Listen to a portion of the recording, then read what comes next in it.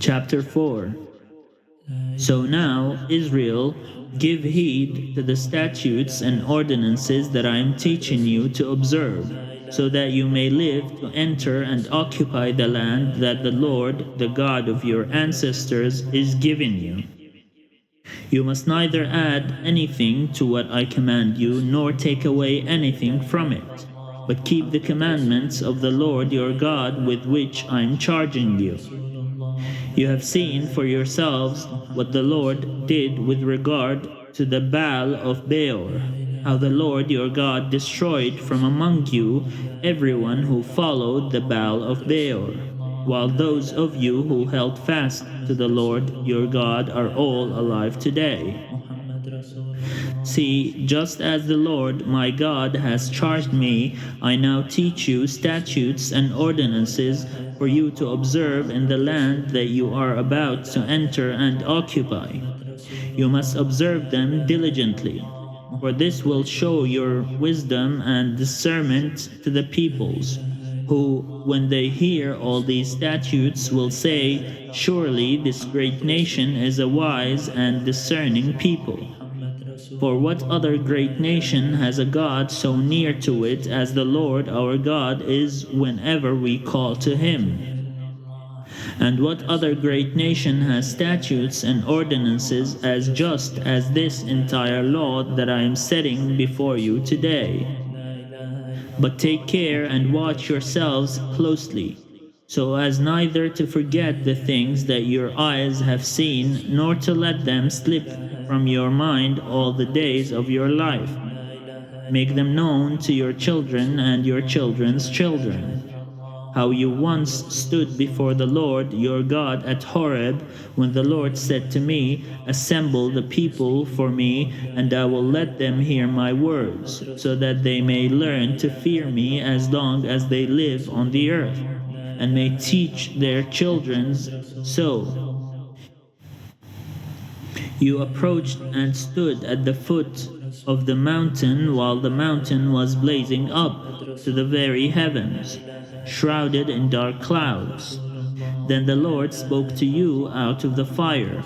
You heard the sound of words, but saw no form. There was only a voice. He declared to you his covenant, which he charged you to observe, that is, the 10 Commandments. And he wrote them on 2 stone tablets. And the Lord charged me at their time to teach you statutes and ordinances for you to observe in the land that you are about to cross into and occupy. Since you saw no form when the Lord spoke to you at Horeb out of the fire, take care and watch yourselves closely, so that you do not act corruptly by making an idol for yourselves in the form of any figure, the likeness of male or female, the likeness of any animal that is on the earth, the likeness of any winged bird that flies in the air, the likeness of anything that creeps on the ground, the likeness of any fish that is in the water under the earth. And when you look up to the heavens and see the sun, the moon, and the stars, all the hosts of heaven, do not be led astray and bow down to them and serve them, things that the Lord your God has allotted to all the peoples everywhere under heaven. But the Lord has taken you and brought you out of the iron smelter, out of Egypt, to become a people of his very own possession, as you are now. The Lord was angry with me because of you, and he vowed that I should not cross the Jordan, and that I should not enter the good land that the Lord your God is given for your possession.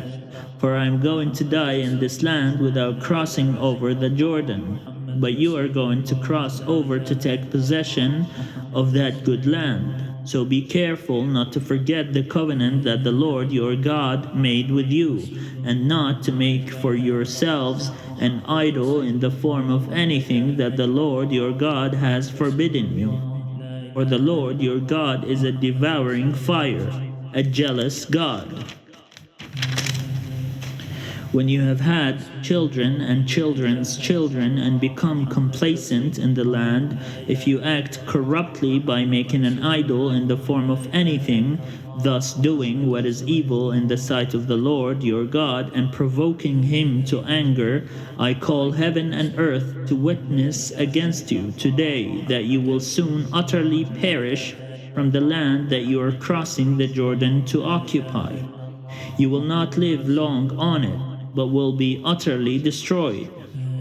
The Lord will scatter you among the peoples. Only a few of you will be left among the nations where the Lord will lead you.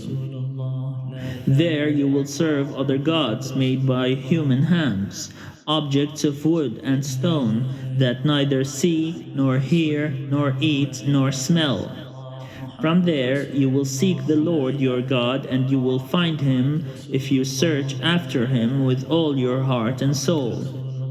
In your distress, when all these things have happened to you in time to come, you will return to the Lord your God and heed him. Because the Lord your God is a merciful God. He will neither abandon you nor destroy you. He will not forget the covenant with your ancestors that he swore to them. For ask now about former ages, long before your own, ever since the day that God created human beings on the earth. Ask from one end of heaven to the other, has anything so great as this ever happened, or has its like ever been heard of? Has any people ever heard the voice of a God, speaking out of a fire, as you have heard, and lived? Or has any God ever attempted to go and take a nation for himself from the midst of another nation, by trials, by signs and wonders, by war, by a mighty hand and an outstretched arm, and by terrifying displays of power, as the Lord your God did for you in Egypt before your very eyes? To you it was shown so that you would acknowledge that the Lord is God. There is no other besides him. From heaven he made you hear his voice to discipline you. On earth he showed you his great fire, while you heard his words coming out of the fire. And because he loved your ancestors, he chose their descendants after them. He brought you out of Egypt with his own presence, by his great power, driving out before you nations greater and mightier than yourselves, to bring you in, giving you their land for a possession, as it is still today. So acknowledge today and take to heart that the Lord is God in heaven above and on the earth beneath. There is no other. Keep his statutes and his commandments, which I am commanding you today for your own well-being and that of your descendants after you, so that you may long remain in the land that the Lord your God is giving you for all time. Then Moses set apart on the east side of the Jordan 3 cities, to which a homicide could flee, someone who unintentionally kills another person, the two not having been at enmity before. The homicide could flee to one of these cities and live. Bezer in the wilderness on the tableland belonging to the Reubenites, Ramoth in Gilead belonging to the Gadites, and Golan in Bashan belonging to the Manassites. This is the law that Moses set before the Israelites.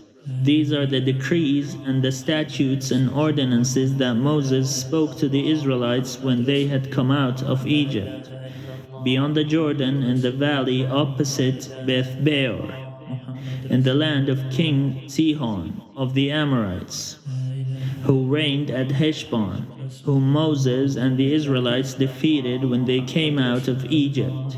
They occupied this land and the land of King Og of Bashan, the two kings of the Amorites on the eastern side of the Jordan, from Aroer, which is on the edge of the Wadi Arnon, as far as Mount Sirion, that is Hermon.